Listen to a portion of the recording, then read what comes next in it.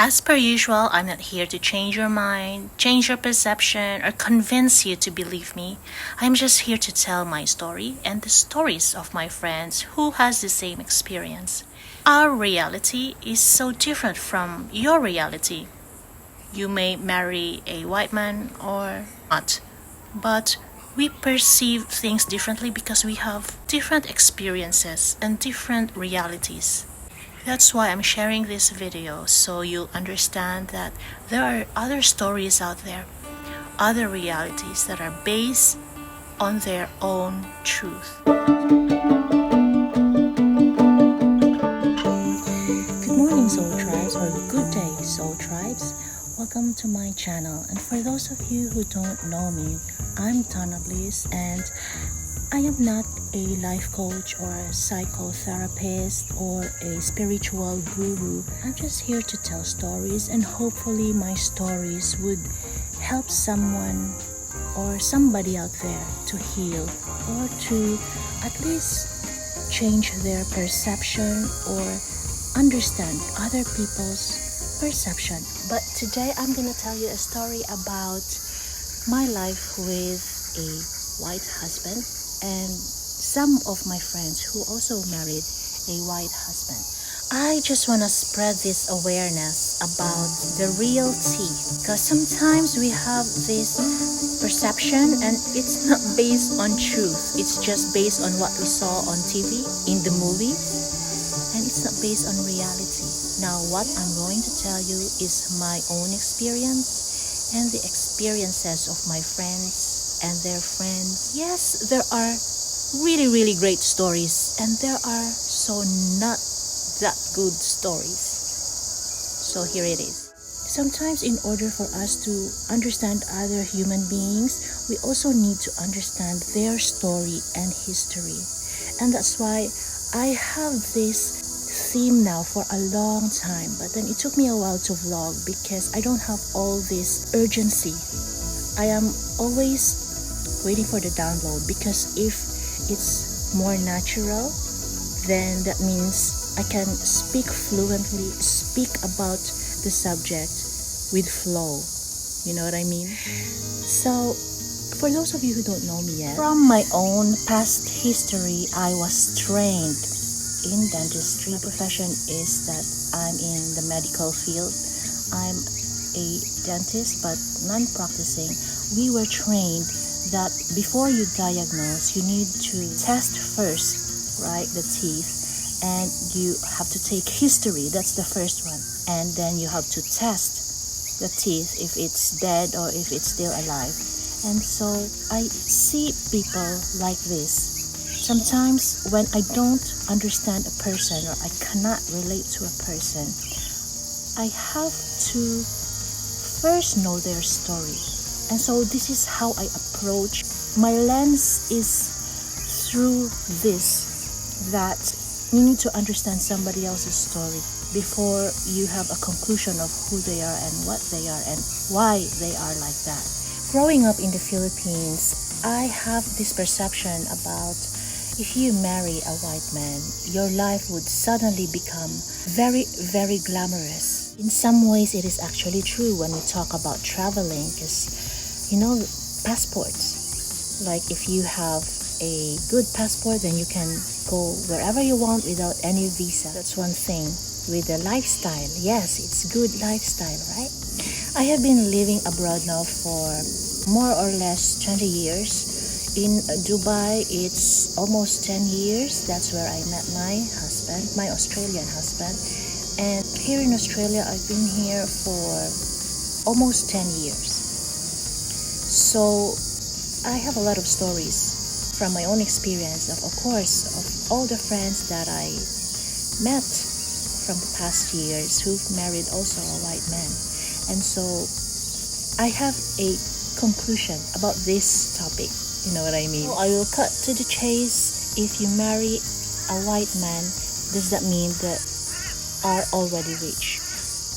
Here in Australia or other countries outside the Philippines where I was born, people have different kinds of jobs. And yes, there are white collar jobs, and also there are low paying or low income jobs. And so you cannot say that a person who travels, a white man who travels to your country, for example, in the Philippines, Boracay, you can't say that that person who travels there, you can't say that a white man or a white person is rich if they don't have their own house or house and lot. They don't have their own car. They don't have a boat, I guess. Whatever is your definition of rich. Because, see, that's why I said we have our own filter. I know a lot of people from here or from abroad who travels in Asia because Asia is cheaper than, of course, places in other countries are more cheaper. That's why they go there. So a lot of people here are travelers. And me, for example, me and my family don't have a house because we love traveling a lot. So a lot of our money are spent on traveling. Are we rich? Of course not, because we don't have a house of our own, right? So people here who actually works at McDonald's, people here who actually scrub floors or clean, people here who clean, toilets, save all their money so they can travel if that's their passion. Sometimes we need to see other people's reality, and we need to also redefine our definition of rich. I visit my mom and dad a lot in the Philippines, and it's just a different priority for us at the moment. You know what I mean? So some people, their priorities are having a house because they feel secure if they have a house, having a lot of livestock for their farm, or I know a person who collects a lot of land because for her having land it's security for her. Is it a security for life if you marry a white person? My answer is it depends. If both you and the white person are growing in sync, which means that you're growing older each year and you still have the same goals, because sometimes people change in just like that. We don't know. Some people feels like they love you, and just after a few years maybe they don't. One example for this, my friends, are two beauty queens, Rufa Gutierrez and Miriam Kiambao. They married foreigners, but the marriage disintegrated because of the point that I am saying, that one person changed their mind. So no, it is not a full-on security. Maybe financially, yes, probably, but not necessarily, because some people just don't want to take responsibility for you financially. What if a woman married someone 10 years, 20 years her senior? Of course, if you marry someone who is retired, yes, there is money in the bank, probably, but are you secured for life? And I'm gonna say yes or no, because what is your definition of security? Financially, maybe, but are you gonna be happy? Because the unfortunate truth about marrying an older man is that you're gonna take care of this man when they're older or when they're sick, because that's the reality of life, my friends. You take care of your partner when they're sick, unless they have a budget for aged care, which means that the nurses there will take care of him instead of you, which means that you have all the freedom in the world to have your own life and be financially secure if there is, of course, money in the bank. But the question is this guy good with his money when he was younger? Or did he spend everything before he retired? Because that's also possible. My point is that sometimes you also have to think about other possibilities. It's not all about money. It's the quality of life. Okay, so you have money, right? If you marry an old man who is like dying in the end, but are you gonna take care of this man? Which means that you'll be forever be with him until he dies in a house where you have probably no social life. Is that really what happiness means for you? Maybe yes, maybe no. So it's up to you. What is happiness, or what is security? Or what's the definition of a quality life? Are you gonna have a quality life if you marry a white person? It depends. If you want to marry a white man because you think you'll be financially secured, think again. Because I know some people here in Australia, Filipina, who needed to work to send money to the Philippines. And there are questions like, do this older man likes kids? Because most of them are either divorced or they already have grown-up kids and they don't want to have kids anymore. So are you willing to have no kids with this white man? It's a question that you have to consider. Or are they willing to help your family in need, or your brothers and sisters who want to go to school and probably you want to finance them? Are they gonna be there to help you financially? Or are you gonna be alone? Like you need to have a career, or you really need to have a job for you to help your family financially in the Philippines, for example, or in your own country. Because some white man won't support you with that kind of decision, or won't be able to support you financially. Me, fortunately, I don't have to send money in the Philippines. My mom and dad actually send sometimes money for me, for my kids, for Christmas and birthdays. And sometimes I need also some money because I'm a non-working mom. Friends, I will tell you the tea about how they were brought up. Australian men or Australian people have been brought up to be very independent, which means that I think Americans also have this culture, and English people, that even before you reach 18, you have your own driver's license. And I've seen how they programmed their kids here because, well, my kids are in an Australian public school, so I know. Even in prep, in kindy, we are encouraged as a parent to carry their own bag. And it's a good programming because, especially, like cleaning your own mess. In Japan, I know they're very strict about this. Because if you program them very, very little, then it becomes their norm, right? Going forward to what I'm saying, that a lot of white people are very independent, which means that a lot of them are not necessarily, what you say, generous to their income.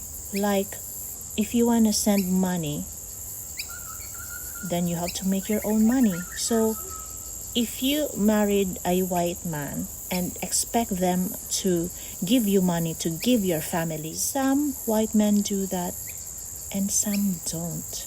They don't believe in just feeding and not teaching them how to fish.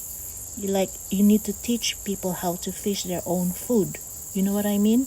And so what I'm saying is, not all white men are generous with money. Some are okay with helping other people, especially if they have plenty of money. But with my husband's salary, which is okay for us, but not necessarily it's overflowing that I can give everybody, my cousins, my aunts, my uncles, like that. We don't have that kind of overflowing money. So no, not necessarily. It's actually not true that all white men are generous. I love Filipino culture or Asian cultures where we are so interconnected with our family, our cousins, they're like our brothers and sisters. And from what I know from my husband and other friends, that cousins are like just distant relatives for them. So it's not like very, very close family ties. Filipinos and Asians are like, I guess, Italians and Irish and Spanish, that we are very close with family. So with Filipinos, I observe that we are helpers and we help a family member or someone close to us who are in need. We sometimes overextend, and it's a very endearing quality. I mean, for me, that we really, really like to help. But the negative side of this is sometimes we overgive and we overextend ourselves. For example, I have a friend here who she sends money for her, I think, a niece. So the niece can go to a nursing school. So she spent a lot of her salary to give to somebody else's schooling, and it happened that the niece got pregnant. That was a 0% investment. Speaking of security or future security, for example, when you get sick, and can you afford to pay the medical bills? It is yes or no if you marry a white man, because in some countries the country has a free Medicare or a free healthcare. Here in Australia, it is when you go to the hospital and deliver a baby, it is for free. You don't spend anything, and you also have a choice to pay in private hospitals. So other countries, at the moment, America, I asked my friend if they have free health. She said no, only the poor people. If you are in a certain salary and you're classified as that, then the government will help you with the bills. But if you can afford to pay for your medical bills, then the government won't give you or support you with paying the medical bills. Which means that, what if it's a serious illness? Can you pay for that? So it's a yes or no, because it depends on the country that this white person is living at. When we say about security, we also have to question, are you emotionally secured? And this is the kind of questions that are normally not asked when choosing a partner, whether it's a white person or not a white person, just generally as a partner, because you'll never know if you're mentally and emotionally secure with a person until you know them for a couple of years, for a couple of months, because you don't know if the person is just faking who they are, right? Sometimes it takes a long time for you to know a person if they're not emotionally manipulative or they're not abusive, because a lot of people will love bomb you, will say and do things, so that you will love them back. You know what I mean? Things you have to also consider when choosing a partner or when thinking about being with a white person or a white man. Last and the most important question of all that I'm going to tell you, not a lot of people will open up about this, especially those who married a white man. Nobody's actually discussing about this because we think it's not important, right?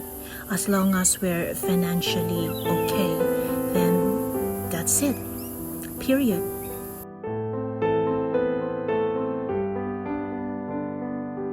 When in fact, not necessarily for people like me, because I believe in a quality life and the longevity. How long are you gonna be on this earth thriving and not just surviving? And this is how good mental health and emotional health comes in. Are you gonna have these two if you're gonna marry a white man? Now, it is common sense that whether or not you marry your own kind, or for me, for example, if I marry a Filipino man because I'm a Filipina, am I gonna have a good relationship, a healthy relationship with a partner? Not only, like a white man. Because me marrying a Filipino with the same culture, sometimes we will have a problem of our own because our programming are not the same. So there will be a lot of struggle in the beginning, probably. But if you marry a white man, it's a completely different culture. So there is a possibility that you need to be more flexible with white men.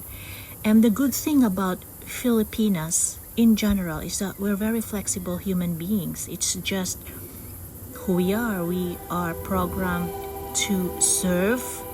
We are programmed to be nurturers. And that's why a lot of white men are so into Filipinas, because of that great quality.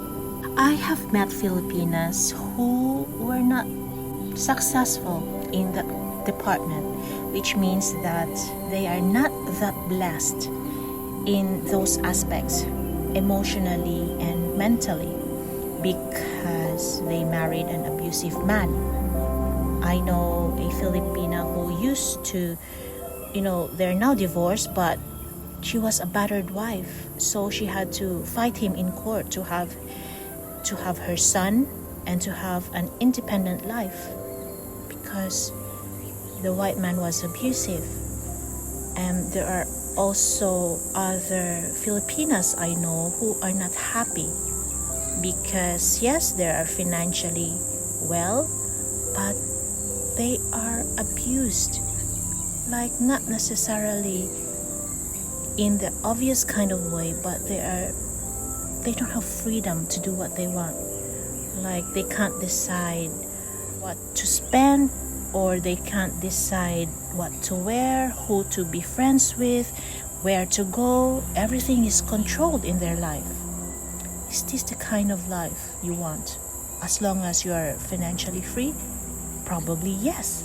You're okay with it because all your life you just hate being poor, and you would accept anybody who would abuse you and treat you like a doormat. And this is not from a place of judgment from me, because I also have my own issues. Like I'm okay with a not so wealthy man as long as he prioritized me, for example, because growing up my dad was never there.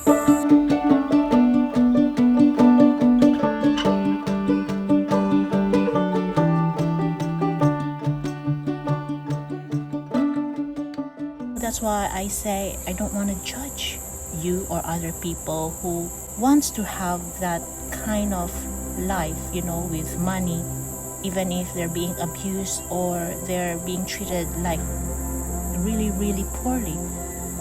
There's no judgment. You know what I mean?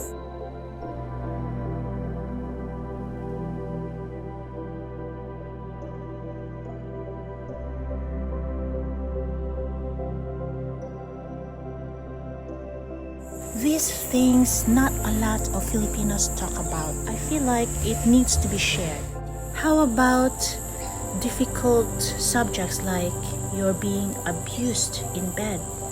For example, sexual abuse is not only probably from a stranger, a co-worker, or a family member. Sometimes it happens inside the family, like your partner. For example, he or she's forcing you to do things that you don't like, and it's painful for you. And sometimes you just have to endure it because you think that, he or she is your partner and you need to do it to please him or to stay in the marriage. This is called sexual abuse. So are you sexually free from abuse if you marry a white man? It's a question mark. It's a big question mark that nobody talks about. Are you free inside your house and outside your house? Is your mental health and emotional health good when you're with this person or with a white man? Sometimes we take this for granted because mental health and emotional health are not that important to some countries, or probably you.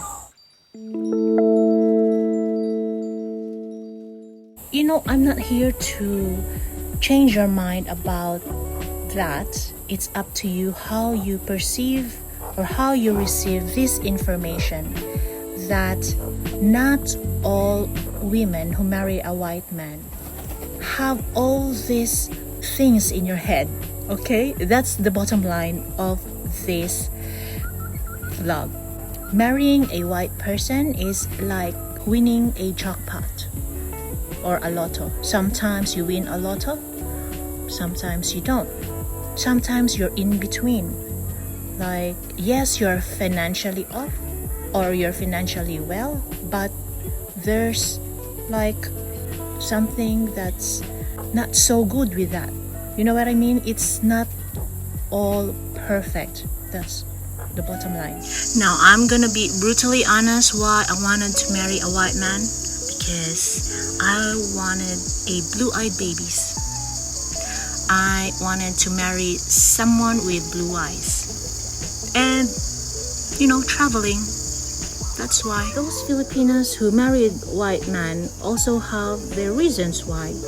There are pros and cons, positive and negative side of things of marrying a white man. And it's not what you think. And based on other people's stories in Facebook that you see, and the happy pictures, well, someone has to give you the real tea, and that's me. Just remember, not all stories are based on truth. Sometimes it is based on the truth that they want you to see. It may be true, it may be not, but that's how they want you to see them. I'm just saying. At the end of the day, I guess this vlog is for those people who think that they have this perception about marrying a white man. I understand that some people won't relate to how I see things and how I picture myself, or just my opinion in general. Some people have different opinion on other things, and so that's why I'm sharing my story and the people around me, because if they have their own reality, then maybe it will change your reality about your perception on a specific thing. So this is my passion. Thank you so much for being with me today, and I hope you get something from my vlog. And as always, light and love. See you next time. I'm gonna let the sun shine in today. I'm trying to make this darkness go